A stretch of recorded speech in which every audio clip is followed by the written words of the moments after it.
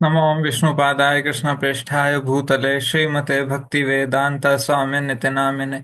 नमस्ते सारस्वते देवे गौरवाणी प्रचारिणे निर्विशेषा शून्यवादी पाश्चात्य देशतारिणे।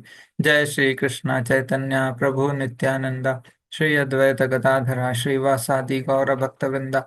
हरे कृष्णा कृष्णा कृष्णा हरे हरे, हरे राम राम राम हरे हरे। ग्रंथ श्रीमद् भगवद गीता की जय। प्रभुपाद की जय। हरे कृष्णा। आज के हमारी चर्चा का विषय है कैसे ले सही निर्णय। तो ये बहुत कॉमन दुविधा है लोगों में कि ये सेलेक्ट करें लाइफ में या वो सेलेक्ट करें, ये चूज करें या वो चूज करें। तो आज हम कुछ बेसिक प्रिंसिपल्स देखेंगे गीता से, जो हमें एक निर्देश या एक वो देते हैं कि किस तरह से हम डिसीजन ले सकते हैं अपनी लाइफ में। एक एक एटलीस्ट एक स्टेबल और एक रीजनेबल डिसीजन ले सकते हैं। और भगवत गीता तो एकदम सटीक विषयों पर चर्चा करती है, तो उसके बारे में भी हम देखेंगे। सबसे पहले स्टार्ट करते हैं, ये अनिर्णायकता क्या होती है, इनडिसीजन क्यों आता है। अर्जुन की स्थिति, ठीक है। अर्जुन की इस स्थिति पर ही पूरी गीता बोली गई है। क्या है अर्जुन की स्थिति? अनिर्णायकता। मैं क्या करूं, मुझे समझ नहीं आ रहा। हमारे लिए क्या श्रेयस्कर है कृष्ण, अर्जुन बोलते हैं भगवान कृष्ण से, हमारे लिए क्या श्रेयस्कर है, जीतना या जीते जाना। देखिए 2.6, खोलिए अध्याय 2, श्लोक संख्या 6।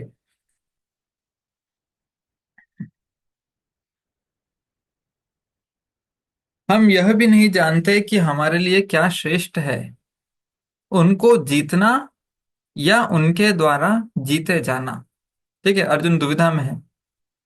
यदि हम धृतराष्ट्र के पुत्रों का वध कर देते हैं तो हमें जीवित रहने की आवश्यकता नहीं है, फिर भी वे युद्ध भूमि में हमारे समक्ष खड़े हैं। अर्जुन डिसीजन नहीं ले पा रहे, कंक्लूजन नहीं ले पा रहे। जीतने से अच्छा हो जाएगा हमको, या वो जीतेंगे यानी हम हार जाएंगे तो अच्छा हो जाएगा। क्यों? अगर हम जीतेंगे तो क्या क्या प्रॉब्लम है अर्जुन को जीतने से? मेरे रिश्तेदार मारे जाएंगे, मुझे रिश्तेदारों का, उनके साथ रहने का जो सुख चाहिए है, वो आनंद चाहिए है, वो नहीं मिलेगा। और अगर हम हार गए, वो लोग जीत गए, तो क्या प्रॉब्लम है अर्जुन को? उसका भी कुछ प्रॉब्लम होगा। यस। फिर हम अपने क्षत्रिय धर्म का पालन कैसे करेंगे? राइट, हम कैसे जिएंगे? और हार जाएंगे तो उसका अलग क्या कहते हैं, दुख है, कष्ट है। तो मैं इस साइड जाऊं या उस साइड जाऊं, दोनों तरफ दुख दिख रहे हैं। Isn't it? बस ऐसी स्थिति हमारी होती है। मैं ये करूं तो भी मुझे कष्ट ही दिख रहे हैं जीवन में, वो करूं तो भी कष्ट ही दिख रहे हैं जीवन में। तो डिसीजन कैसे लेंगे फिर? भगवान इसको बहुत अच्छे से समझाते हैं। राइट, भगवान बताते हैं ये इस प्रॉब्लम का रूट कॉज क्या है। बहुशाखा ही अनंतश्च। ये कहाँ आता है बहुशाखा? ये आता है सेकंड चैप्टर के 41 यानी 2.41, 2.41वें श्लोक में बहुशाखा ही अनंतश्च ऐसा आता है। चलिए देखते हैं। व्यवसायत्मिका बुद्धि एकेह कुरु नंदन, बहुशाखा ही अनंतश्च बुद्धयो अव्यवसायी नाम। भगवान बताते हैं बहुशाखा है। बहुशाखा मतलब ये करूं या वो करूं या वो करूं या वो और कुछ और करूं, क्या करूं जिससे मुझे शांति मिलेगी? मुझे समझ नहीं आ रहा ये रास्ता अपनाऊं कि वो रास्ता अपनाऊं। ये बहुशाखा किसके जीवन में आती है? ये बहुशाखा अभक्त के जीवन में आती है। क्या है ये बहुशाखा, इसको समझते हैं। ये एक एक व्यक्ति है, ठीक है। अब बेचारा अपना अपने जीवन का एक लक्ष्य बना के चलता है, लेकिन अभी इसमें बहुशाखा क्या है? उसको हर हर व्यक्ति हर व्यक्ति का लक्ष्य क्या होता है? मुझे आनंद चाहिए है। आ, आनंद, आनंद, यस, ये नहीं आएगा, ये आएगा। मुझे आनंद चाहिए। अब वो अपना आनंद देखेगा, स्वयं का आनंद। क्या है स्वयं का आनंद? आज संडे है, मुझे इत्मीनान से रिलैक्स करना है, ये उसका आनंद है। ठीक है, आज मैं कोई काम नहीं करूंगा। उतने में घर परिवार वाले आ गए। सुनो जी, घर पे किराना खत्म हो गया है, चलो। अब उसको अपने आनंद का बलिदान देना पड़ता है उनके आनंद के लिए। अब घर परिवार वाले जा रहे थे किराना लेने, घर में खाने के लिए नहीं है, शक्कर नहीं है, दाल नहीं है। तो रिश्तेदार आ गए। अब रिश्तेदारों के आनंद के लिए उसको अपना प्रोग्राम कैंसिल करके उनका प्रोग्राम देखना पड़ता है। तो इस तरह अब रिश्तेदारों के साथ ठीक है, अब किराने की शॉपिंग कैंसिल करो, रिश्तेदार आए हैं उनको अटेंड करो, रिश्तेदारों का मन बहलाओ थोड़ा, इधर उधर गॉसिप करो, रिश्तेदारों को जो पसंद है वो फालतू बातें करो, उन्हें थोड़ा सा पोहा, शरबत ये सब खिलाओ पिलाओ। उतने में ऑफिस से बॉस का फोन आ गया, अर्जेंट काम है, आना पड़ेगा, ये भी कैंसिल कर दिया। अब पहले तो अपनी खुशी का बलिदान किया, मैं खुद को खुश करना चाहता था, बीच में परिवार वाले आ गए उनको खुश करना चाहता था, उसके अलावा बीच में खुद रिश्तेदार घुस गए, दोस्त मित्र जो भी मंडली घुस गए उनको खुश करना चाहता, अब बॉस आ गया, बॉस। मैं किस किस को खुश करूं? मैं किस किस को खुश करूं? कितनी बार इसके इसको खुश करने जाओ तो वो नाराज हो जाता है, उनको खुश करने जाओ तो ये नाराज हो जाते हैं, फिर उस इन सब के चक्कर में हम अपनी खुशी तो भूल ही जाते हैं।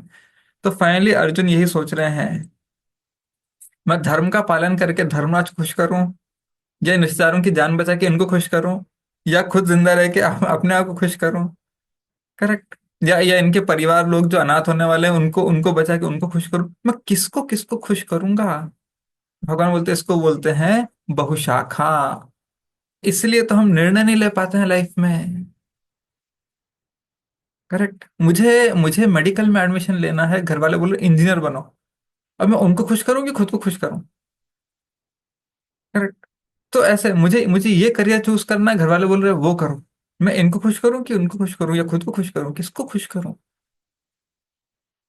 राइट। तो इस तरह हर जगह हर जगह हर जगह मुझे शाही पनीर लच्छा पराठा खाना था, घर में बैंगन बन गए, रोटी बन गई। अब मैं बाहर से ऑर्डर करूंगा तो घर वाले नाराज हो जाएंगे, उनको खुश करने के लिए मैं खाऊंगा अगर बैंगन का भरता तो फिर मैं नाराज हो जाऊंगा। हम जीवन के हर चरण में बस यही देखते रहते हैं कि किसको खुश करें, और इस सबकी खुशी में हम पिसते जाते हैं। हम डिसाइड नहीं कर पाते फाइनली क्या करूं। ये कमजोर दिल की निशानी है, ये भौतिक आसक्ति की निशानी है। अरे भगवान तो सीधा डांट रहे हैं अर्जुन को, कहाँ से कल्मश आया तुम्हारे ऊपर? कहाँ से कल्मश आया तुम्हारे ऊपर? इतने कमजोर, इतने क्या कहते हैं, लाचार कैसे बन गए तुम? महाबाहु हो तुम, वीर योद्धा हो तुम। हम सब के लिए भगवान यही उम्मीद रखते हैं, यही अपेक्षा रखते हैं।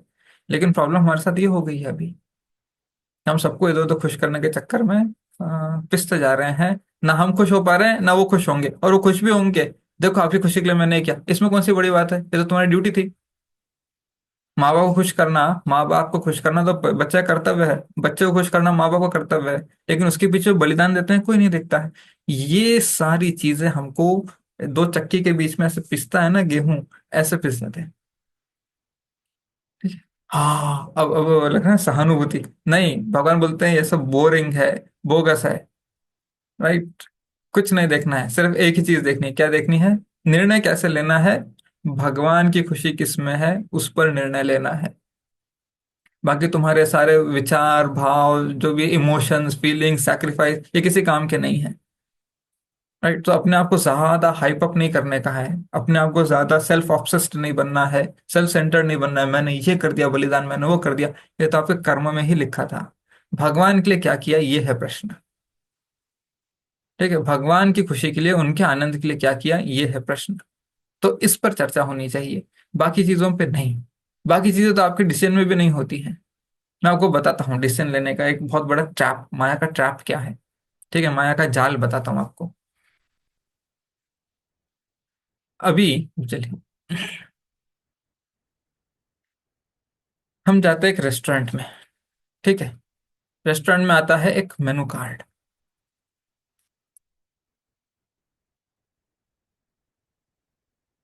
ठीक है, इसमें ऐसे कटोरी बनी होती है, उसमें बहुत सारी लजीज चीजें होती है, तीन चार आइटम के नाम लिखे होते हैं। फिर यहाँ पर एक ऐसे पिज्ज़ा की ड्राइंग बनी होती है, इधर तीन चार पिज्ज़ा के नाम लिखे होते हैं। ठीक है, फिर एक जूस मिल्क शेक ऐसा एक होता है। आप सब तो भली भांति परिचित होंगे, सब कोई नई चीज़ नहीं है। और फिर यहाँ पे एक समोसे, दो समोसे, एक प्लेट में समोसे की ड्राइंग होती है। ठीक है, और यहाँ पे भी कुछ फुलवारी बना दीजिए, हो गया। अब आप रेस्टोरेंट में जाते हैं। डिसीजन डिसीजन, लाइफ का डिसीजन लेना है। ठीक है, अब आप चूज करते हैं। क्या चूज करते हैं? मैं पिज्ज़ा खाऊंगा। आपका आपका कोई फ्रेंड है, वो चूज करता है मैं दही बड़ा खाऊंगा। जो भी जिसको जो पसंद है खा लो। ठीक है, अब पिज्ज़ा बड़ा टेस्टी आ गया, वाह। ठीक है, देखो मेरी चॉइस, देखो मेरा डिसीजन। ये आपका डिसीजन था ही नहीं। ये दही बड़ा बहुत बोगस आ गया, एकदम डाउन एरो आ गया।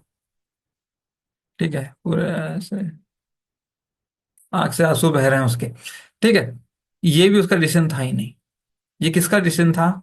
ये था तीन गुण, प्रकृति के तीन गुण और प्लस आपके कर्म का डिसीजन। दुर्गा देवी आपसे ये सेलेक्ट करवाती है। दुर्गा देवी आपसे ये सेलेक्ट करवाती है। आपके अंदर ऐसी उत्तेजना, ऐसी एनर्जी, ऐसे वाइब्स डालती हैं कि आप जाके पिज्जा पर ही उंगली रखेंगे, यही चाहिए मेरे को। ठीक है, मुझे यही चाहिए। वो फ्रेंड है, वो यही चाहिए मुझे। है ना? नेक्स्ट टाइम आप जाएंगे सेम रेस्टोरेंट में, आप कुछ और ट्राई करेंगे। उस दिन आपकी प्रेरणा कैसी है वैसा मिलेगा। और आपके कर्म अच्छे रहे तो आपको बढ़िया वाला मिलेगा, टेस्टी मिलेगा। कर्म बुरे रहे तो ऐसे सैड इमोजी वाला मिलेगा कि ये क्या मिल गया।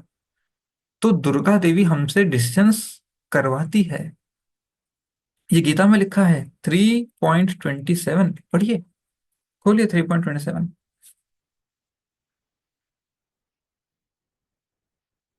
जीवात्मा अहंकार के प्रभाव से मोहग्रस्त होकर अपने आप को समस्त कर्मों का कर्ता मान बैठता है। सो जीवात्मा सोच रहा है मैंने डिसीजन लिया है। नहीं, जबकि वास्तव में वे प्रकृति के तीनों गुणों द्वारा संपन्न किए जाते हैं। आज तुम्हारी किस्मत में कुछ पुराना पाप लिखा है, इसलिए तुमको बासा पेट खराब करने वाला दही वड़ा ही मिलेगा। तुम्हारी किस्मत में कुछ पुराना पुण्य लिखा है, उसके तुमको आज टेस्टी हेल्दी वाला पिज्जा मिलेगा। राइट, ये दुर्गा देवी डिसाइड करती है हमारे कर्मों के हिसाब से। तो हमको लगता है हमने सेलेक्ट किया, हमारी चॉइस थी। लोग तारीफ करते हैं ना, तुम्हारी चॉइस बड़ी अच्छी है। तुम्हारे गुण थे, तुम्हारे कर्म थे, उसकी वजह से तुमने ये सेलेक्ट किया है। इसमें तुम्हारा कोई क्रेडिट नहीं है, इसमें दुर्गा देवी का क्रेडिट है बस। ठीक है, दिलो दिल में दुर्गा देवी को तारीफ करना, अच्छा अच्छा वो करवाया आपने। लेकिन ले दे के सब कुछ संसारी है। सब कुछ यहीं पे नष्ट होने वाला है, मिटने वाला है। सर पे और कर्म चढ़ जाएंगे, बिना भोग अर्पण किए खाएंगे तो। ठीक है, सो डिसीजन मेकिंग ये नहीं है। अरे आपने तो लाइफ में बड़े अच्छे अच्छे डिसीजन लिए हैं, बड़े सक्सेसफुल हो गए। कुछ नहीं है। कर्म का खेल है, तीन गुणों का खेल है, और कुछ नहीं है। असली डिसीजन होता है आप भगवान के लिए क्या डिसाइड करते हैं। इसमें तीन गुण नहीं चलते हैं। राइट, चलिए अब इस पर पहले डिसीजन मेकिंग कैसे की जाए इस पर चर्चा करेंगे, क्योंकि बड़ा इम्पोर्टेंट विषय है। एक भक्त के जीवन में तो बहुत ज्यादा इम्पोर्टेंट विषय है। सो आपको अब समझ में आ गया, तीन गुण हैं जो हमको चला रहे हैं, और कुछ नहीं हो रहा है यहाँ पे। तो इस दुनिया में एक्चुअली तारीफ किसकी, फिर ऐसे तो हम किसी की तारीफ नहीं कर सकते ना, तो करनी भी क्यों है? कोई तारीफ के लायक है ही नहीं यहाँ। तारीफ के लायक है सिर्फ भगवान, गुरु। करेक्ट। और शुद्ध भक्त जो होते हैं वो काबिल तारीफ होते हैं, क्योंकि उनकी वो भगवान की सेवा कर रहे हैं। वो लोग भगवान के क्या कहते हैं मिशन को दूसरों तक पहुंचा रहे हैं, उनके उपदेश को दूसरों तक पहुंचा रहे हैं। बाकी कोई इस दुनिया में तारीफ के काबिल नहीं है। राइट, लोग क्रिकेटर्स की तारीफ करते हैं, सिनेमा स्टार्स की तारीफ करते हैं, साइंटिस्ट लोगों की तारीफ करते हैं, है ना, बहुत सारे अलग अलग वैरायटी के लोगों की तारीफ करते हैं। वो फैसिनेट हो जाते हैं। ये दिखाता है हमारा कमजोर दिल। आप किसकी तरफ फैसिनेट हो रहे हो, आपको क्या आकर्षित कर रहा है। मतलब आपकी चेतना कितनी लो है कि आपको ऐसी चीजें आकर्षित कर रही हैं, फैसिनेट कर रही हैं। राइट, सो इसको सही लाना बहुत जरूरी है। अब आइए फर्स्ट पॉइंट पे। ये अनिर्णायकता जो थी अर्जुन की, इसका निवारण कैसे हो, क्योंकि अर्जुन भी इसी चक्कर में फंस गए कि मैं इनको खुश करूं या उनको खुश करूं। सब भगवान आंसर देते हैं। सबसे पहला है उत्तेजना में निर्णय नहीं लेना है। ठीक है, भय, क्रोध, आसक्ति, जब भी हम इनमें है कभी डिसीजन नहीं लेना है। ठीक, और दूसरा पॉइंट क्या है? परिणाम पर विचार करना है। राइट, तो परिणाम पर विचार पे हम एक और सेकंड पॉइंट है इसका, उस पर आएंगे कि परिणाम पर विचार कैसे किया जाता है, लेकिन सबसे पहले सोचना है कोई भी डिसीजन लेने से पहले। अब इसके लिए क्या होता है, हमने अभी अभी क्या सीखा? ये सब ये सब जो है, भय, आसक्ति, क्रोध, तीन गुण के अधीन है। क्रोध मतलब तमोगुण, मैं गुस्से में आ गया, मार दूंगा तुझे, उठा के एक फेंका, मारा और सर फूट गया सामने वाले का। तमोगुण में आके आपने डिसीजन लिया कि इसको ये उठा के मारना चाहिए, परिणाम की चिंता नहीं की।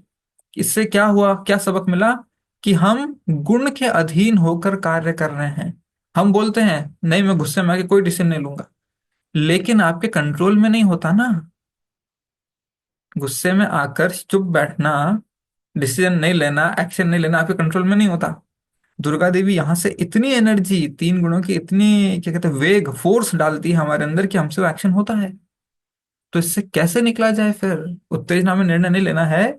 उत्तेजना में सबसे पहले अपने आप को शांत करना है। राइट, शांत करने की पावर हमारे अंदर, वो शक्ति होनी चाहिए खुद को शांत करने की। नहीं प्रभु जी, गुस्सा आता है तो फिर मेरे कुछ सूझता नहीं है, मेरे दिमाग में कुछ नहीं चलता है, बस जो आता है हाथ में उठा के फेंक देते हैं, मार देते हैं, ऐसा कुछ भला बुरा बोल देते हैं, फिर बाद में जाके घंटे भर 2 घंटे बाद दुखता है, ऐसा क्यों किया, नहीं करना चाहिए था। तो तब तब कंट्रोल करने की पावर नहीं है। तब कंट्रोल करने की पावर नहीं है, वो शक्ति नहीं है। क्यों? क्योंकि हम सत्व गुण में नहीं है। हम क्रोध क्रोध है, भय है, आसक्ति है, ये सब तमोगुण एंड रजोगुण के अधीन आते हैं। आसक्ति मतलब रजोगुण है, भय मतलब तमोगुण है, इग्नोरेंस में आता है भय। क्रोध मतलब तमोगुण है, एंगर। राइट, सो अभी हमको आना है सत्वगुण में। हमको उत्तेजना रोक कर सही परख करके, सही गलत की सूझबूझ के साथ, विवेक के साथ फिर हमें निर्णय लेना है। तो उसके लिए हमको सबसे पहले शांत होना होगा। शांत होने के लिए तमोगुण रजोगुण को खत्म करके हमें सतोगुण में आना होगा। सतोगुण में आने के लिए हमें रेगुलर रेगुलर हरे कृष्णा का जाप करना है। 16 माला, सीधे 16 माला। 16 माला के बिना आप तीन गुणों के ऊपर नहीं उठ सकते। आप 4 करेंगे, 8 करेंगे, 12 करेंगे, जितने भी करेंगे उसका फल तो मिलेगा। लेकिन अगर आपको अपने इन गुणों को वश में रखना है, परिणाम का विचार करके निर्णय लेना है, उत्तेजना में आए बिना निर्णय लेना है, तो 16 माला करना अनिवार्य है। इसके बिना आप कोशिश कर लीजिए, लेकिन फल, वो फल नहीं मिलेगा जो मिलना चाहिए। अगर डॉक्टर ने आपको बोला है, ठीक है, कोई बीमार है, ठीक है, बीमार व्यक्ति है, डॉक्टर ने बोला है 4 गोली खाओ, सुबह शाम दोपहर, 1 2 3 4, 4 टैबलेट लेने के लिए बोला है डॉक्टर ने। अब आप 2 टैबलेट लेंगे, दो नहीं लेंगे, दो का असर तो होगा ना, लेकिन पूरी तरह से ठीक नहीं होंगे, 100% ठीक नहीं होंगे, इसकी उम्मीद मत रखिए। राइट, अगर 100% ठीक होना है तो 100% मेडिसिन लेनी पड़ेगी, बस जैसा डॉक्टर ने बोला वैसा करना पड़ेगा। तब आप इस उत्तेजना को कंट्रोल कर सकते हैं। फिर आप बैठकर विचार विमर्श करके निर्णय ले सकते हैं। देखिए, सामने से प्रभु जी, कभी कभी ऐसी सिचुएशन आ जाती है, ऐसी सिचुएशन आ जाती है कि हम हमारे गुस्से पे कंट्रोल नहीं कर पाते। सामने वाले इतना हमको टॉर्चर करता है, हैरास करता है, जो भी करता है, चलिए मान लीजिए, वो जो कर रहे हैं वो उनकी गलती है। आप क्यों उत्तेजित हो रहे हैं? ये उत्तेजित होना आपकी गलती है। आप अपने बिहेवियर को दूसरों के एक्शन पर, अपने अपने इम्पल्सेस को दूसरों के एक्शन पर नहीं डाल सकते, जिम्मेदार नहीं डाल सकते। ये कंट्रोल करने के लिए जो सिखलाई है या शिक्षण है, वो आपकी खुद की होनी चाहिए। आपको अपने, आपकी जिम्मेदारी है, खुद को ऐसा तैयार करो कि सामने वाला अगर ऐसा अत्याचार करे तो भी हम डिस्टर्ब ना हो। ये गीता में लिखा है, दूसरे अध्याय में खोलिए, दूसरा अध्याय बड़ा इंपॉर्टेंट अध्याय है। खोलिए 2.56, 2.56 खोलिए।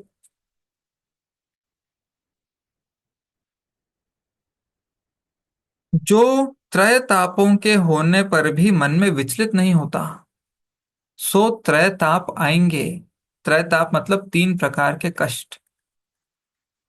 ठीक है, तीन प्रकार के कष्ट होते हैं: आध्यात्मिक, अधिभौतिक, सॉरी, एंड अधिदैविक। आत्मिक, अधिभौतिक, अधिदैविक, तीन प्रकार के कष्ट होते हैं। कष्ट आएंगे, ताप इक्वल्स टू कष्ट। लेकिन कष्ट नहीं रुकेंगे, लेकिन आपको, आपकी जिम्मेदारी क्या है? विचलित, विचलित नहीं होना है।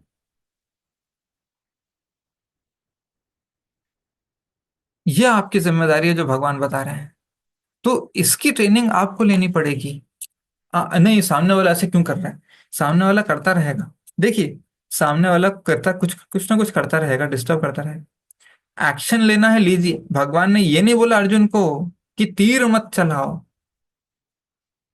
अगर अगर सामने वाले पे कोई एक्शन लेना है, एक्शन लेने के लिए मनाही नहीं है। ध्यान से पढ़िए स्क्रीन के ऊपर। उत्तेजना में आकर एक्शन नहीं लेना है। There is a difference. हमारा हमारा पूरा जो फोकस है वो है उत्तेजना में आकर निर्णय नहीं लेना है।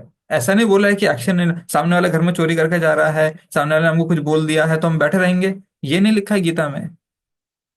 राइट, उत्तेजना में आके उसके पेट में चाकू घोंप देना, दैट इज पॉइंट। सही निर्णय लेकर, सही सही क्या कहते हैं, विचार विमर्श करके, परिणाम के ऊपर चिंतन करके फिर एक्शन लेना, इसके लिए सतोगुण चाहिए है। राइट। सो अर्जुन रोज मार रहे थे, 10,000 सैनिक रोज मारते थे अर्जुन महाभारत के युद्ध में। ठीक है, 10,000 लोगों को मारना कोई साधारण बात नहीं। 10,000, हम ऐसे भरा भरा है पूरा युद्ध भूमि। राइट, 10,000 लोगों को अगर हर रोज कोई मार रहा है, साधारण बात नहीं है। लेकिन अब पॉइंट क्या है, इतने लोगों को मार के भी अर्जुन शांत भक्त हैं। क्यों? क्योंकि उन्होंने तीन गुणों को पार कर लिया है। सो हमको ये तीन गुणों को पार करना होगा, तब हम शांत भाव से कर सकते हैं निर्णय, डिसीजन मेकिंग। ठीक है, सेकंड पॉइंट, फल पर नहीं कर्म पर ध्यान दो। Very very important. हमारा पहला डिसीजन, भगवान ने क्या बोला है? इतना, इंडिया का मोस्ट फेमस श्लोक, नेशनल श्लोक ऑफ इंडिया क्या है? सबको पता है, कर्मण्येवाधिकारस्ते माँ फलेषु कदाचन। ये भी दूसरे अध्याय में आता है। राइट, दूसरे अध्याय में आता है ये, कर्मण्येवाधिकारस्ते। कर्म करने का अधिकार है, फल का अधिकार नहीं है। अब आप अर्जुन की गलती देखिए क्या थी। अर्जुन की गलती क्या थी? हमारे लिए क्या श्रेष्ठ है, जीतना या जीते जाना? जीतना या जीते जाना, क्या श्रेष्ठ है? भगवान बोलते हैं ये भी नहीं, ये भी नहीं। तुम्हारे लिए इन दोनों में से कुछ भी श्रेष्ठ नहीं है। तुम्हारे लिए श्रेष्ठ है ड्यूटी करना, तुम ड्यूटी पे फोकस करो अर्जुन। जब तुम ड्यूटी पे फोकस करोगे, तुमको अब डिसीजन जीतने हारने पे नहीं है। अब डिसीजन किस पे है? मेरी ड्यूटी क्या है, मेरा कर्तव्य क्या है। राइट, कभी कभी लोग बोलते हैं, खासकर स्टूडेंट्स बोलते हैं, प्रभु जी पढ़ाई में मन नहीं लग रहा। वैसे भी क्या करना है, पढ़ लिख के भौतिक संसारी कार्य करने से अच्छा है भगवान की सेवा करो, या जो भी है उनका, कुछ भी जो भी कैलकुलेशन चलता है। तो पढ़ाई करके क्या फायदा है, क्या फायदा नहीं है, that is not the point. अभी आपकी ड्यूटी है पढ़ाई करना। राइट, एक स्टूडेंट होने के नाते आपके स्टूडेंट धर्म का पालन करते हुए आपको पढ़ना जरूरी है। सो भगवान फोकस ला रहे हैं, किस पे ला रहे हैं? कर्म। अभी मेरी ड्यूटी क्या है? अभी मेरी ड्यूटी है घूमना फिरना, खेलना पबजी, और क्या कहते हैं, टिकटॉक वीडियो बनाना, रील्स चलाना, ये मेरी ड्यूटी है। या अभी as a student, as a student पढ़ाई करना, मन लगा के पढ़ाई करना, फोकस के साथ पढ़ाई करना, अनअटैच्ड भाव से पढ़ाई करना, ये मेरी ड्यूटी है। हमारे लिए डिसीजन लेना एकदम इजी हो जाएगा।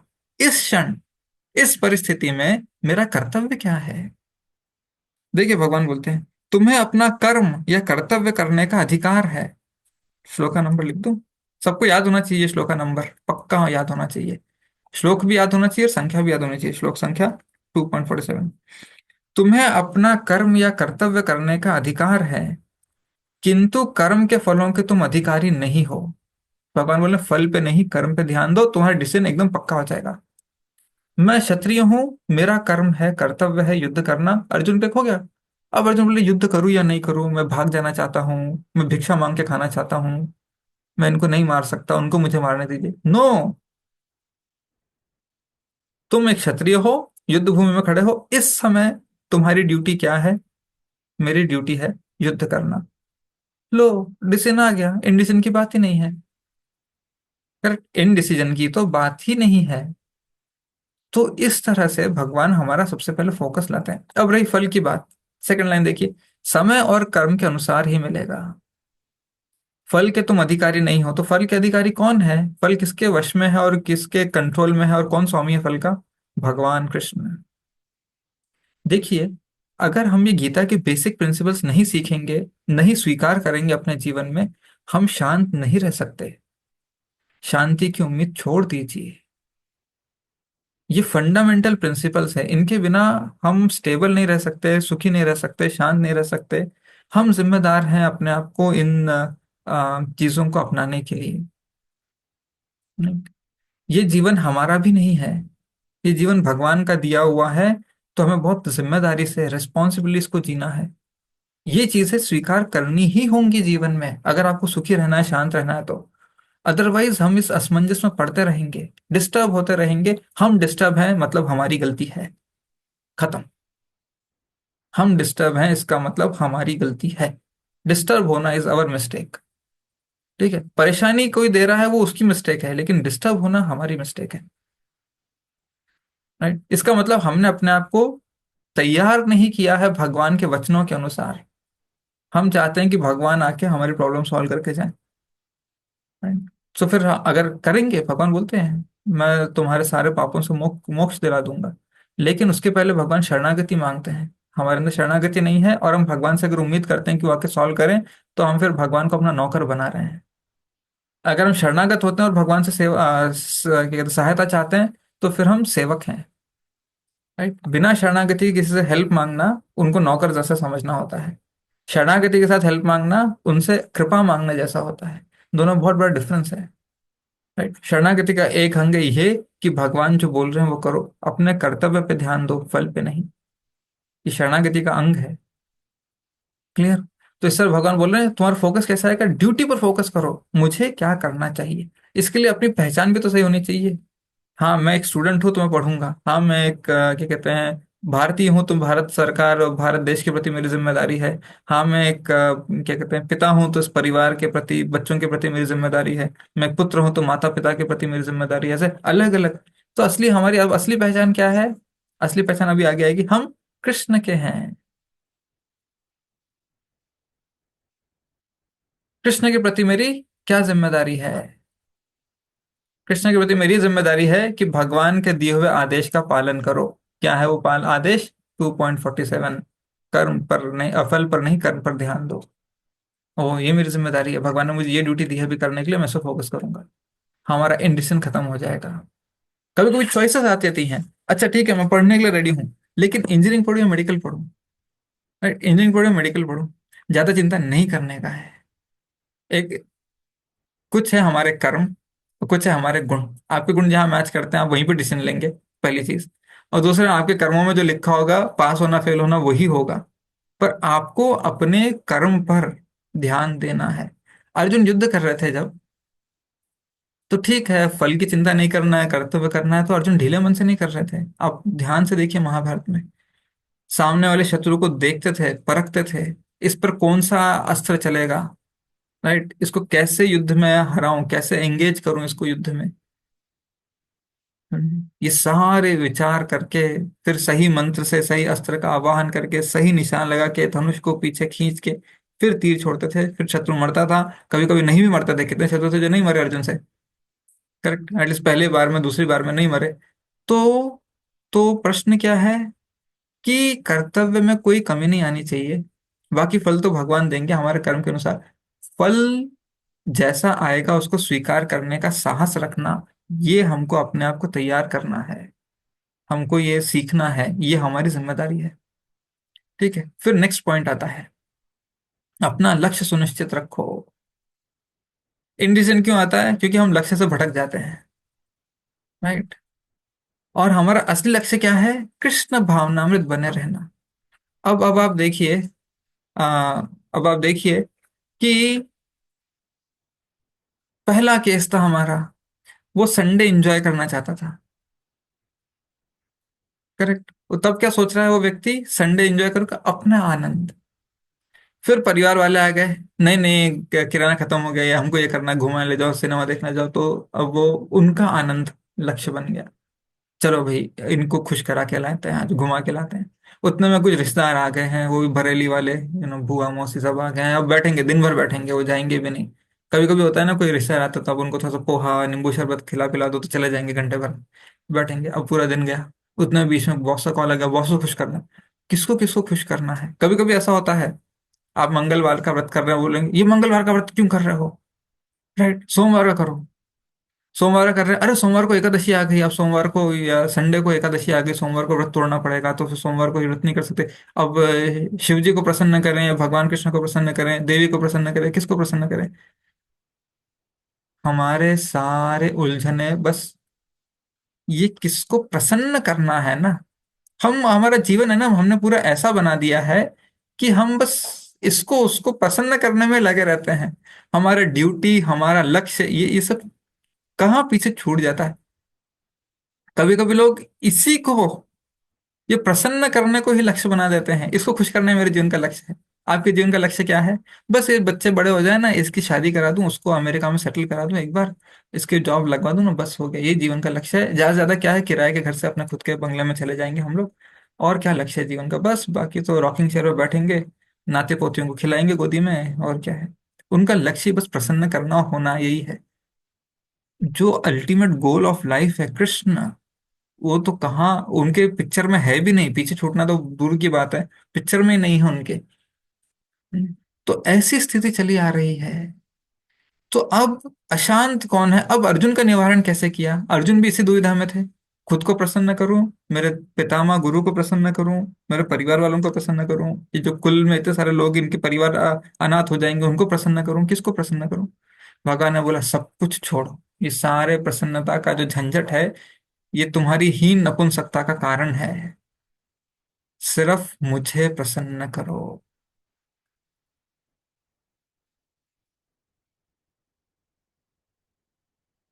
ओह, भगवान ने इतनी बड़ी डिमांड कैसे कर दी?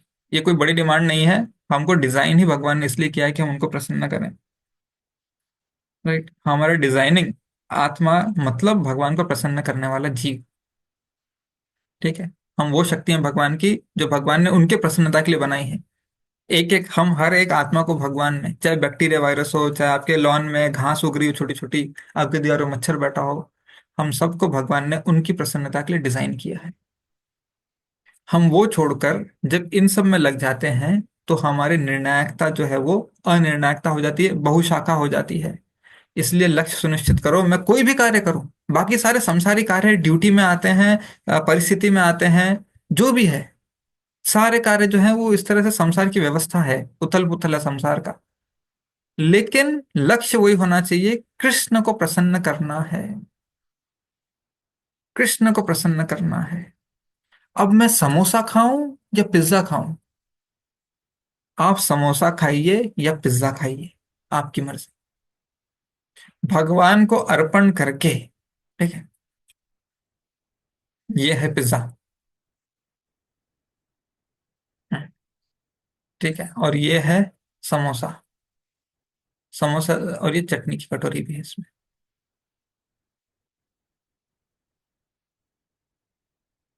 हम्म, ठीक है। अब आप पिज्जा खाइए, समोसा खाइए, सबसे पहले भगवान को भोग अर्पण करके।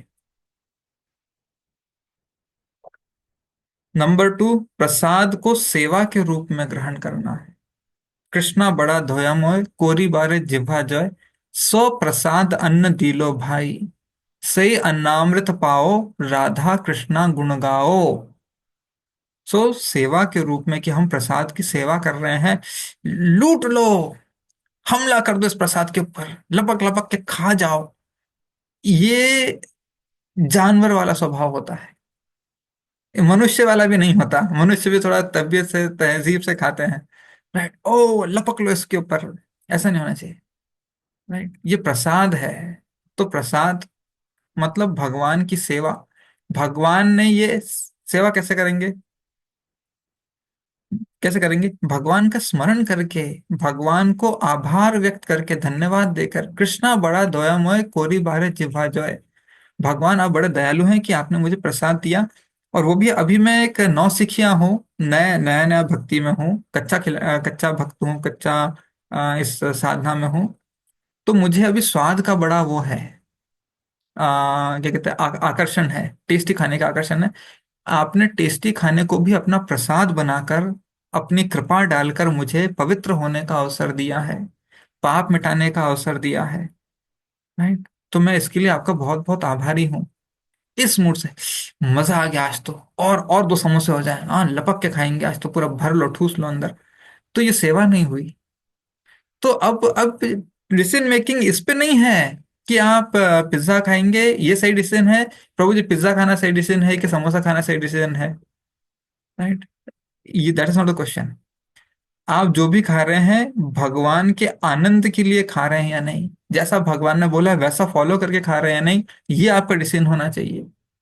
सही खाना, सही निर्णय क्या है? जैसा भगवान ने बोला है वैसा फॉलो किया कि नहीं किया हमने? करेक्ट? तो मुद्दा इस पर उस पर नहीं है। मुद्दा हमारे इंद्रिय तृप्ति या इंद्रिय प्रसन्नता पर नहीं है। मुद्दा है कृष्ण, इस इस समोसे को कैसे खाऊं कि कृष्ण प्रसन्न हो, इस पिज्जा को कैसे खाऊं कि कृष्ण प्रसन्न हो। जब आप हर चीज में कृष्ण कैसे प्रसन्न हो ये सोचेंगे, राइट, ये हमारा लक्ष्य है। कृष्ण कैसे प्रसन्न हो ये हमारा लक्ष्य रहेगा, तो हमारा डिसीजन मेकिंग परफेक्ट हो जाएगा। हमको अनिर्णायकता का कुछ वो ही नहीं होगा। मैं इंजीनियरिंग पढ़ूं या मेडिकल पढ़ूं, जो भी पढ़ूं, मैं कैसे पढ़ूं कि कृष्ण प्रसन्न हो। राइट? मैं संडे कैसे बिताऊं कि कृष्ण प्रसन्न हो। राइट? तो ये है वो पॉइंट, कि हमें अपने जीवन को इस तरह से ढालना है। ओके, नेक्स्ट पे आते हैं अभी। फोर्थ, कृष्ण पे पूर्ण विश्वास। इन डिसीजन का, अनिर्णायकता का एक और कारण है अविश्वास। हमें भगवान पर विश्वास नहीं होता। सो भगवान बोलते हैं मैं पार लगाऊंगा। क्या होता है, इंडिसीजन क्यों होता है, अब मैं आपको बताता हूँ। कृष्ण पर पूर्ण विश्वास होना चाहिए। जब हमारे मन में विश्वास नहीं है, हम अपनी सीमित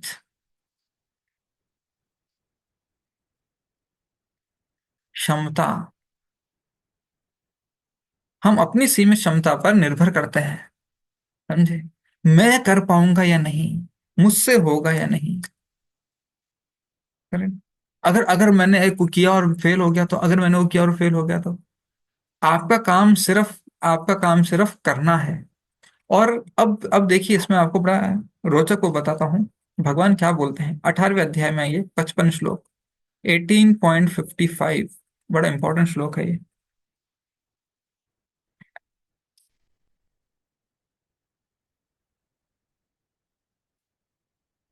तो भगवान कृष्ण बता रहे हैं 18.55 में कि जो भगवान के भक्त होते हैं वो सभी प्रकार के कार्यों में संलग्न रहते हैं। सॉरी, ये 18.55 नहीं, 18.56 है, सिक्स। करेक्शन कीजिएगा, 18.56 है, मैंने 55 बोल दिया। मेरा शुद्ध भक्त मेरे संरक्षण में। हमें, मैं अगर करूंगा, मैं कोई कार्य करूंगा, प्रभु जी, मैं बिजनेस चालू करूंगा, मैं कुछ और दूसरा कार्य करूंगा, मैं प्रीचिंग करूंगा, करेक्ट, मैं बुक डिस्ट्रीब्यूशन करूंगा, मैं पढ़ाई करूंगा, मैं कोई भी कार्य करूंगा, राइट, भगवान मुझे सक्सेस देंगे? क्या भगवान मुझे सक्सेस देंगे? करूं या नहीं करूं, डर लग रहा है, बहुत रिस्क है। रुकिए, अभी ध्यान से पढ़िए, भगवान क्या बता रहे हैं ये 18.55 में। ठीक है, बहुत इंपॉर्टेंट इंस्ट्रक्शंस दिए हैं इसमें। मेरा शुद्ध भक्त मेरे संरक्षण में। हमें कृष्ण के संरक्षण में कार्य करना है। संरक्षण में कार्य कैसे करते हैं? संरक्षण में कार्य करने का मतलब होता है कृष्ण के आदेश अनुसार, ये तात्पर्य में बताते हैं प्रभुपाद आगे वाले श्लोक के। ठीक है, कृष्ण के आदेश अनुसार कार्य करना है, तो भगवान का संरक्षण रहेगा। राइट? जैसे जैसे उदाहरण के लिए सोल्जर है, ठीक है, कोई योद्धा है, सैनिक है, वो बॉर्डर पे जाता है, युद्ध होता है और 10 लोगों को गोली मार देता है। उसको मर्डर का पाप नहीं लगता। क्यों? क्योंकि उसने अपने अधिकारी के संरक्षण में, अधिकारी के आदेश में, तुम गोली मारो बस, जो दिखेगा आतंकवादी आता हुआ, उग्रवादी आता हुआ, उसको गोली मारो तुम बस। समझे? तो जैसे उसको भगवान का आदेश प्राप्त होता है, यानी अपने सुपीरियर का आदेश प्राप्त होता है, उसको तुरंत सुरक्षा मिल जाती है। Right? लेकिन वो घर में जाएगा, अपने गांव में जाएगा, प्रॉपर्टी के झगड़े पे पड़ोसी को गोली मार दी, तो फिर उसको संरक्षण नहीं है, अपने अथॉरिटीज का, सरकार का, किसी का संरक्षण नहीं है, कानून का, शास्त्रों का। वो फंस जाएगा। तो भगवान बोलते मेरे संरक्षण में, मेरे आदेश अनुसार, मेरे निर्देश अनुसार कार्य करो। Correct? फिर मेरी कृपा से, अब भगवान नेक्स्ट बोल रहे हैं, मेरी कृपा से, भगवान की कृपा से। अब हमारा देखिए यहाँ पे, कृष्ण पे पूर्ण विश्वास होना चाहिए। करेक्ट? सो भगवान कृपा करेंगे, ये विश्वास होना चाहिए। मेरा शुद्ध भक्त मेरे संरक्षण में समस्त प्रकार के कार्यों में संलग्न रहकर भी मेरी कृपा से नित्य तथा अविनाशी धाम को प्राप्त होता है। अब नेक्स्ट श्लोक पर आइए, कंटिन्यू होता है वो। सारे कार्यों में मुझ पर निर्भर रहो। हम भगवान का कार्य कर रहे हैं, भगवान के संरक्षण में कार्य कर रहे हैं, फिर मुझे चिंता क्यों है, इंडिसन क्यों है? कि कृष्णा का काम है, ऑथराइज काम है, कृष्ण द्वारा दिया हुआ कार्य है, हम करेंगे, बस हम करेंगे। ठीक है, सारे कार्यों के लिए मुझ पर निर्भर रहो, मेरे संरक्षण में सदा कर्म करो, ऐसी भक्ति में मेरे प्रति पूर्णतया सचेत रहो। सो कृष्ण के प्रति सचेत रहो, हमेशा भगवान से क्या कहते हैं, कृपा, शक्ति, ज्ञान, मार्गदर्शन, दिशा, बुद्धि, इन सब की याचना करते रहना है। अब इसके तात्पर्य में प्रभुपाद बताते हैं, इन डिसीजन से कैसे निकला जाए। यदि कोई, देखिए यहां पे लिखा है, अर्जुन ने भगवान के आदेश अनुसार कार्य किया। ठीक है, ध्यान से सुनिए। अर्जुन जो थे, उनको आदेश देने के लिए कौन थे? कृष्ण थे। सो अर्जुन के लिए अब कुछ कंफ्यूजन नहीं था, no confusion, straight decision in life, no confusion. ठीक है। अब हमारे लिए कृष्ण डायरेक्ट नहीं है, अब प्रभुपाद बताते हैं, यदि कोई इस पुस्तक में दिए गए कृष्ण के निर्देश के अनुसार तथा कृष्ण के प्रतिनिधि के मार्गदर्शन में कार्य करता है, मैं आपको जस्ट बता दूं, 18.57 का तात्पर्य पढ़ रहा हूं मैं। तो उसका फल वैसा ही होगा, कैसा होगा? जैसा अर्जुन को मिला। इस श्लोक में मत पर शब्द अत्यंत महत्वपूर्ण है। यह सूचित करता है कि मनुष्य जीवन में कृष्ण को प्रसन्न करने के लिए कृष्ण भावना भावित होकर कार्य करने के अतिरिक्त अन्य कोई लक्ष्य नहीं होता। सो हमारा लक्ष्य बहुत क्लियर है, कृष्ण के लिए कार्य करना है। मैं इस कार्य को कैसे करूं कि कृष्ण प्रसन्न हो? यहाँ पे लिखा है, कृष्ण को प्रसन्न करने के लिए कृष्ण भावना भावित होकर कार्य करने के अतिरिक्त अन्य कोई लक्ष्य नहीं होता। जब वह इस प्रकार कार्य कर रहा हो तो उसे केवल कृष्ण का ही चिंतन इस प्रकार से करना चाहिए, कृष्ण ने मुझे विशेष कार्य को पूरा करने के लिए नियुक्त किया है। देखिए कितना इजी हो गया ना अभी। और इस तरह कार्य करते हुए उसे स्वाभाविक रूप से कृष्ण का चिंतन हो आता है। यही पूर्ण कृष्ण भावनामृत है। किंतु यह ध्यान रहे, किंतु यह ध्यान रहे कि मनमाना कर्म करके उसका फल परमेश्वर को अर्पित न किया जाए। इस प्रकार का कार्य कृष्ण भावनामृत की भक्ति में नहीं आता। सो हमारा डिसीजन कैसे होगा? हमारा डिसीजन कैसे होगा? कृष्ण द्वारा दिया हुआ कार्य, अगर मैं कृष्ण द्वारा दिया हुआ कार्य कर रहा हूं, तो फिर मुझे भगवान पर पूरा विश्वास है। क्या विश्वास है? भगवान पार लगाएंगे, उनके संरक्षण में, उनकी कृपा से, उन पर निर्भर रहते हुए, उनसे सचेत होकर। तो भगवान बोलते हैं तुम मेरे धाम को प्राप्त हो जाओगे, मैं तुमको पार लगा दूंगा। नेक्स्ट श्लोक में भगवान बोलते हैं 58 नंबर में, 58 में, यदि तुम मुझसे भावना भावित होगे तो मेरी कृपा से तुम बद्ध जीवन के सारे अवरोधों को लांघ जाओगे।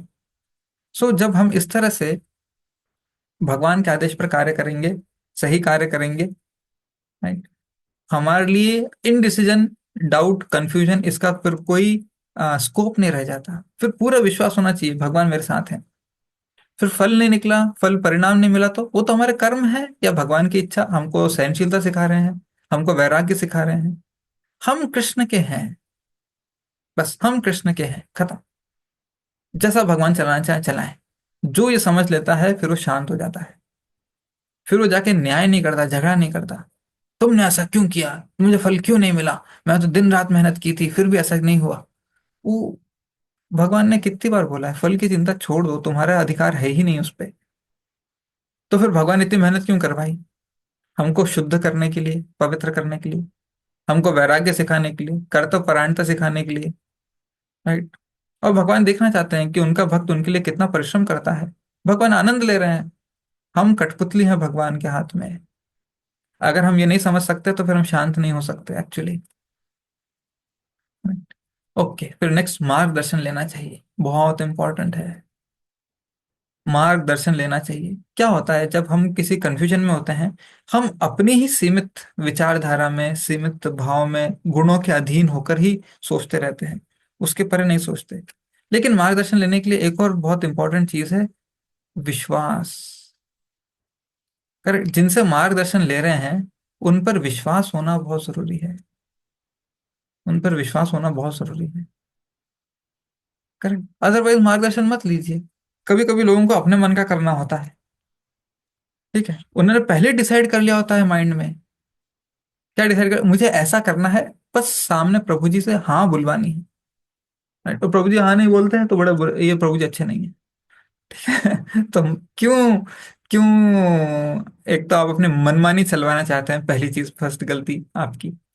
ठीक है, उसका एक अपराध पाप लगेगा। दूसरा, जब आपके अंदर शरणागति भाव नहीं है तो आप जाके पूछ रहे हैं, टाइम वेस्ट कर रहे हैं, उसका दूसरा पाप लगेगा। ठीक है। और तीसरा क्या लगेगा? फिर बाद में मन मुटाव कर लेंगे आप, मेरे मन का आंसर नहीं दिया, मैं अपसेट हूं, इसका अलग से एक और पाप लगेगा। क्यों सर पे इतने पाप लेना? राइट, अपराध लेना। राइट। सो मार्गदर्शन लेना चाहिए। मार्गदर्शन अब किससे लेना चाहिए, ये बड़ा इंपॉर्टेंट है। मार्गदर्शन किससे लेना चाहिए? ठीक है, किससे लेना चाहिए मार्गदर्शन?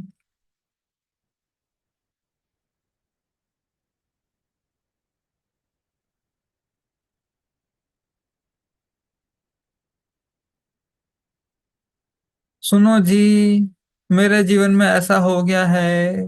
अब चार लोग बैठेंगे, ठीक है, फिर एक आते रिश्तेदार लोग आते हैं। आधे, देखिए, अगर अगर आप, सच बताता हूँ आपको, आपने मुझसे ज्यादा तो आप लोगों ने दुनिया देखी है तो आप लोगों को पता होगा। कष्ट में है, कुछ संकट में पड़ गए, छह सात रिश्तेदार आके बैठ जाएंगे घर पे संडे मॉर्निंग को, हम बताते हैं तुमको क्या करना है। वो छह सात में से ना, आप ध्यान से देखिएगा, दो लोग ऐसे होंगे जो सच में कुछ बोलना चाहते हैं, करना चाहते हैं, बाकी सब तो बस मजा ले रहे हैं कन्वर्सेशन का। बीच में एक दो लाइन बोल देंगे इन्वॉल्व फील कराने के लिए आपको, कि हाँ हम भी इन्वॉल्व हैं, हम भी तुम्हारे सहानुभूति रखते हैं। लेकिन आधे से ज्यादा लोग तो सिर्फ क्यूरियस होते हैं जानने के लिए कि हो क्या रहा है यहाँ पे, क्या पक रहा है, खिचड़ी में कितना नमक है, कितना हींग है, बस यही जानना चाहते हैं आधे से ज्यादा लोग। और क्या है, रिश्तेदार आता है घर पे तो चलो भाई पोहा, आलू पोहा और शरबत मिल जाता है संडे को, तो बैठ के कथा सुन लेंगे और क्या। लेकिन जब हम मार्गदर्शन लेना चाहते हैं तो ये लोग सही नहीं है। करेक्ट, इंटरनेट, ये लोग सही नहीं है। असली सही तो है गीता, और गीता पालन करने वाले, पालन करने वाले। ठीक है, जो जो अपना जीवन गीता के अनुसार जीते हैं, जो गीता के सिद्धांतों को समझते हैं, तब जब हम ऐसे लोगों से मार्गदर्शन लेते हैं तो वो सार्थक बनता है, वो मीनिंगफुल बनता है। करेक्ट। बाकी सारे लोग आपको, देखिए, लोगों के पास सॉल्यूशन रहता है, लेकिन एक बात बताता हूँ, अगर आपको सच में प्रॉब्लम से निकलना है, लाइफ में कुछ पक्का डिसीजन लेना है, सॉलिड डिसीजन लेना है, ये डिसीजन नहीं कि आज शाम को कौन सी सब्जी बनाऊं, भिंडी बनाऊं कि बैंगन बनाऊं, दैट इज नॉट डिसीजन। जिंदगी का किस दिशा में ले जाना है इसकी चर्चा चल रही है। तो जिन लोगों ने सच में जीवन को समझा है, जिन लोगों ने सच में जीवन को समझा है, वही आपको सच्चा मार्गदर्शन दे सकते हैं। अगर आपको सच में, अभी आपको बताता हूँ, हमको कैसे पता चलेगा कि उन्होंने जीवन को सच में समझा है या नहीं समझा है? बड़ा बड़ा प्रोफाउंड क्वेश्चन है ये। करेक्ट। बातों बातों में, मैं आपको बस बताता हूँ, एक एक व्यक्ति की ना पहचान कैसे होती है। सिर्फ तीन प्रश्न, सिर्फ तीन प्रश्न एक व्यक्ति से आप पूछिए, सीधे सीधे पूछिए, स्ट्रेट बिठा के पूछिए, मुझे आपसे तीन प्रश्न पूछने हैं। करेक्ट, अगर आपको उसका सही जवाब आता है तो लो, नहीं तो ये लो, आलू पोहा खाइए, बढ़िया प्रसाद है भगवान का, शरबत पीजिए, नींबू शरबत पीजिए, और फिर आप घर जाके, संडे है, टीवी देखिए। ठीक है, तीन प्रश्न क्या है? मैं कौन हूं?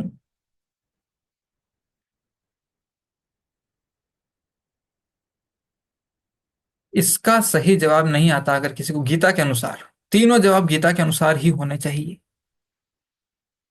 मैं कौन हूं नहीं आता, वो मार्गदर्शन लेने लायक व्यक्ति नहीं। ठीक है, आपको ये मार्गदर्शन, जीवन के लक्ष्य का मार्गदर्शन बोल रहा हूँ। ठीक है, साइकिल की चेन उतर गई, उसको कैसे चढ़ाना है उसका मार्गदर्शन नहीं बोल रहा। जीवन का मार्गदर्शन, जीवन को आगे सुचारू रूप से चलाना है, मीनिंगफुली चलाना है, उसके मार्गदर्शन के लिए। दूसरा, दूसरा, भगवान कौन है?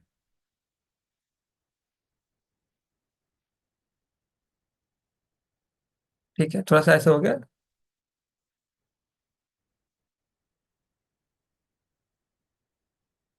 जीवन का लक्ष्य क्या है? अगर ये तीनों के आंसर वो गीता के अनुसार नहीं दे पाते हैं, स्माइल कीजिए, नमस्ते कीजिए, थोड़ी देर बैठिए, बातें कीजिए। ठीक है, तो जाने दीजिए। अगर उनको उतावलापन है सुनाने का, उनको मैं, I will tell you what to do, I will tell you what to do. Correct, सुन लीजिए, इस्कॉन, इस्कॉन से उसका, बस इधर से घुसेगा उधर से निकल जाएगा। स्माइल करते रहिए और जाने दीजिए। सो मार्गदर्शन लेने के लिए भी हमें सही चयन करना बहुत जरूरी है, वेरी वेरी इंपॉर्टेंट। तब हम सही डिसीजन ले पाएंगे। और अभी मैंने आपको क्या बताया, बहुशाखा, ये बड़ा इंपॉर्टेंट पॉइंट है, बहुशाखा कोई कभी मत भूलिएगा।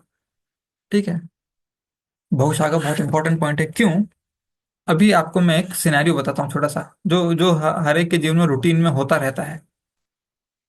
ये है आप। ठीक है, थोड़ा कष्ट में है, आंसू भी बह रहे हैं, संकट में है, जो भी स्थिति हो गई हो गई। अब आपके घर पे आए रिश्तेदार।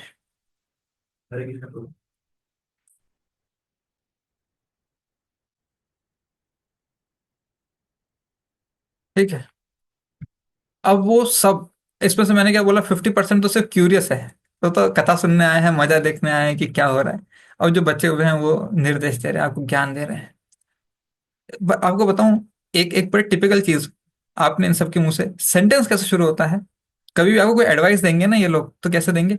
मैं बताता हूं क्या करना है, मेरा सुनो, सांभड़ो, हाँ मैंने सांभड़ो, ऐसा, मैं बताता हूँ। मतलब अब वो बता रहे, कृष्ण बोलते हैं ना, मैं बताता हूँ अर्जुन तुम्हें क्या करना है, वैसे मैं बताता हूँ तुम्हें क्या करना है, बस मेरी बात मानो, मेरी सुनो। ठीक है, यहां से सेंटेंस स्टार्ट होगा। मतलब अगर यहां से सेंटेंस स्टार्ट हुआ, किसी ने भी आपको एडवाइस दी, मैं बताता हूं, बंद कर लीजिए दिमाग के दरवाजे, बकवास ही करने वाले हैं। ठीक है, अगर वो बोलते हैं गीता में ऐसा लिखा है, तो ठीक है, अब सुन सकते हैं। लेकिन सच में वो गीता में लिखा है, या इन्होंने कोई फॉरवर्ड मैसेज देख के, रील देख के आपको सुना दिया गीता में लिखा है, अपने आगे की स्ट्रैटेजी किसी को मत बताओ। राइट, कभी को बोलते हैं ना, अपना अगला कदम किसी को नहीं बताना चाहिए। साना बोलता है अगला कदम क्या है मुझे खुद भी नहीं पता, मैं क्या बताऊंगा किसी को। राइट, बोले गीता में लिखा है अपना अगला कदम, अपना अगला कदम सीक्रेट रखिए, सब बोगस है। सो जैसे ये सेंटेंस शुरू होता है, मैं प्रैक्टिकल आपको टिप्स दे रहा हूँ जीवन के, ये कोई नहीं दिखा सिखा था आपको। ये सेंटेंस शुरू हुआ, shut down, close, close, close, thank you. क्यों? इनका अब ये चार लोग हैं, चार मैं है, मैं नंबर वन, मैं नंबर टू, मैं नंबर थ्री, मैं नंबर फोर। चारों अपने अपने समझ से, अपने अपने गुणों के अनुसार, अपनी अपनी भौतिक बुद्धि के अनुसार आपके ऊपर एक आइडिया थोपेंगे। करेक्ट, पांचवे मैं तो आप खुद हैं, मैं भी तो एक मैं हूं। मेरा क्या? समझे? ये है अनिर्णयता का सबसे बड़ा रूट कॉज, जब हम इस तरह से उन लोगों के साथ डिस्कस करते हैं, उन लोगों का मार्गदर्शन लेने जाते हैं जो गीता नहीं पढ़ते। इनमें से कोई भी कृष्ण की बात नहीं कर रहा, ना आप खुद कर रहे हैं अपने मन में, तभी तो कंफ्यूज हैं। इसके अगर आप कृष्ण की बात कर रहे होते तो मैंने एक दो तीन चार पांच पॉइंट में तो बता ही दिया ऑलरेडी कि भगवान क्या चाहते हैं। सुना, आप खुद कृष्ण के बारे में सोच रहे हैं, कृष्ण की प्रसन्नता के बारे में सोच रहे हैं, इसलिए आप कंफ्यूज हैं। अब आप कंफ्यूज है तो चार रिश्तेदार आके आपको भी सहानुभूति देने, कुछ लोग तो सिर्फ क्यूरियस है, मजा ही लेने आ गए हैं, कुछ लोग सच्चे दिल से चाहते हैं आपकी भलाई, लेकिन उनको पता नहीं है कि भलाई किसमें है। राइट, उनको पता ही नहीं है कि भलाई किसमें है। तो वो लोग भी आपको प्यारे लोग हैं, अपने लोग हैं, लेकिन they also don't know what to do. तो बहुत फिल्टर करना है आपको, बहुत फिल्टर करना है। आपकी सुरक्षा की जिम्मेदारी आपकी है, उनकी नहीं है। वो तो खुश होके चले जाएंगे, हाँ हाँ हमने उसको जीवन का रास्ता दिखा दिया भाई, हमने भला कर दिया। उनको खुद भी नहीं पता क्या भला है। कितने होंगे ऐसे रिश्तेदार जो आपके आसपास सर्कल बना के बैठते हैं, उनमें से कितने सर पे यमदूत मंडरा रहे होंगे आज। राइट। तो ये सेंसिटिव, बहुत डेलिकेट मैटर है हमारी जिंदगी का। क्लियर। हमारे बहुत डेलिकेट मैटर है। सो ज्ञान, मार्गदर्शन किससे लेना है?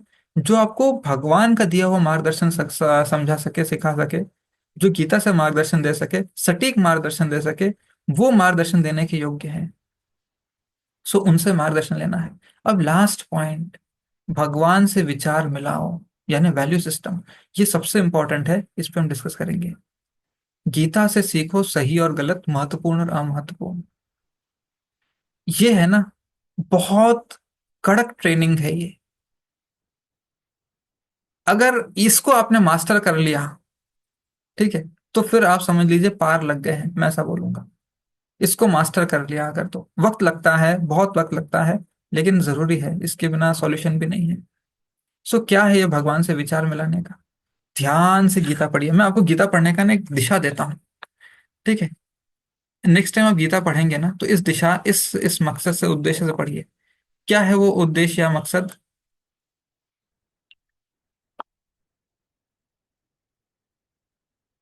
ध्यान से भगवान का एक एक उपदेश पढ़ते रहिए गीता में। ठीक है, एक लिस्ट बनाइए, आपकी स्टडी में एक लिस्ट बनाइए कि भगवान किस चीज को कितना महत्व देते हैं। राइट, भगवान बोलते किस चीज की चिंता करो, किस चीज की चिंता मत करो। राइट, किसकी चिंता करनी चाहिए, किसकी चिंता नहीं करनी चाहिए, किसकी कितनी चिंता करनी चाहिए, क्या एसेंशियल है, क्या नॉन एसेंशियल है। जब हम अपने आप को भगवान के निर्देशों के साथ अलाइन करते हैं, उनसे उनसे मैच करते हैं। राइट, अब जैसे भगवान बोलते हैं कि ब्रह्मभूत कौन है। अब आपका, मान लीजिए आप जा रहे हैं, एक लोकल ट्रेन में जा रहे हैं, ठीक है? सो अभी लोकल ट्रेन में आपका बटुआ था, बटुआ मतलब वॉलेट होता है, वॉलेट उसको बोलते हैं बटुआ।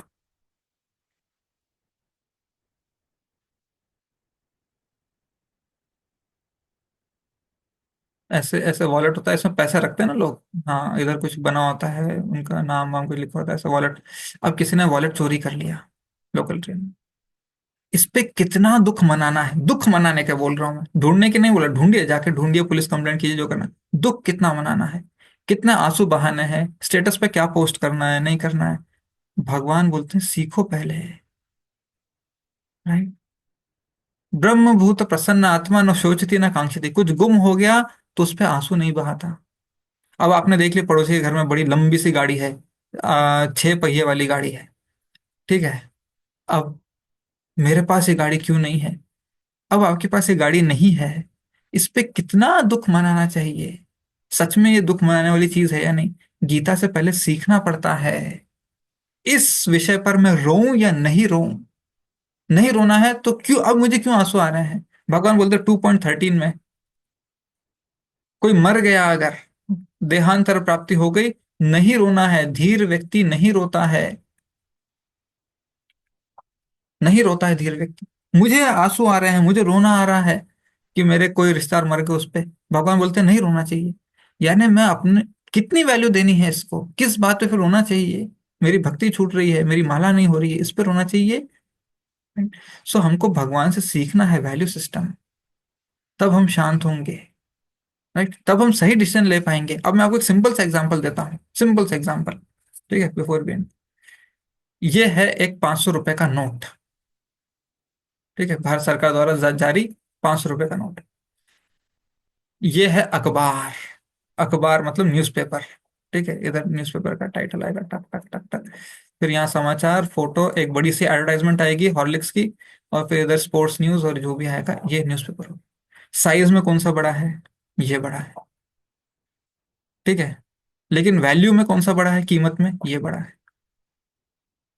अब अगर अगर छोटे नादान बच्चे को दिखाया जाए ये चाहिए कि ये चाहिए, ओ बड़ा पेपर मैं ये वाला लूंगा, ये 5 रुपए का है, ये छोटा पेपर है, ये 500 रुपए का है। अब वो 5 रुपए का पेपर लेके जिंदगी भर, मेरा पास बड़ा पेपर, तुम्हारे पास छोटा पेपर है, लेकिन अब वो दुख क्यों होगा, उदास क्यों होगा? उसका डिसीजन था अज्ञान में। उसने इसको ज्यादा वैल्यूएबल समझ लिया अखबार को। उसने, सरकार ने क्या वैल्यू दी है, ये इसको वैल्यू दी है 500 की। ठीक है, इसकी वैल्यू सिर्फ रद्दी में, आज का पेपर है, दूसरे दिन 50 पैसे, 15 पैसे, 20 पैसे का वजन में जाता है ना रद्दी में, उतने का भी नहीं बिकता है। No value. उसमें तो लोग समोसा डाल डाल के बेचते हैं, इतनी वैल्यू हो जाती है उसकी, आज इतना महंगा पेपर है, कल उसकी कोई वैल्यू नहीं है दूसरे दिन। राइट। सो किसको, इसको वैल्यू कितनी देनी है, इसको वैल्यू कितनी देनी है, जब हम सीखेंगे हमारा डिसीजन करेक्ट हो जाएगा। राइट, हमारा सही डिसीजन कैसे आएगा, किसको कितनी वैल्यू देनी है, ये कहाँ से सीखना है? ये भगवान से सीखना है। सो जीवन में किस चीज को कितनी वैल्यू देनी है। अब हमने अलग अलग चीजों को वैल्यू देकर रखी है। ये मेरा फ्रेंड है, इसको बहुत वैल्यू है मेरे जीवन में। ये मेरा शत्रु है, इसको वैल्यू नहीं है। ये मेरे पसंद की चीज है, इसको वैल्यू है। भगवान ने पसंद नापसंद, फ्रेंड एनिमी, दिस दैट, ये वो, सब साइड में रखो, सिर्फ कृष्ण को वैल्यू दो। तो तुम सुखी रहोगे, तो तुम्हारे डिसीजन सही रहेंगे। राइट। सो वैल्यू सिस्टम समझना, वैल्यू सिस्टम क्रिएट करना बहुत जरूरी है। जब हम ये सारी चीजें करेंगे, इसके अनुसार कार्य करेंगे, तो हम कभी भी इंडिसीजन में नहीं पड़ेंगे। ठीक। So will stop here. ग्रंथ श्रीमद् भगवद गीता की जय। श्री प्रभुपाद की जय। हरे कृष्णा।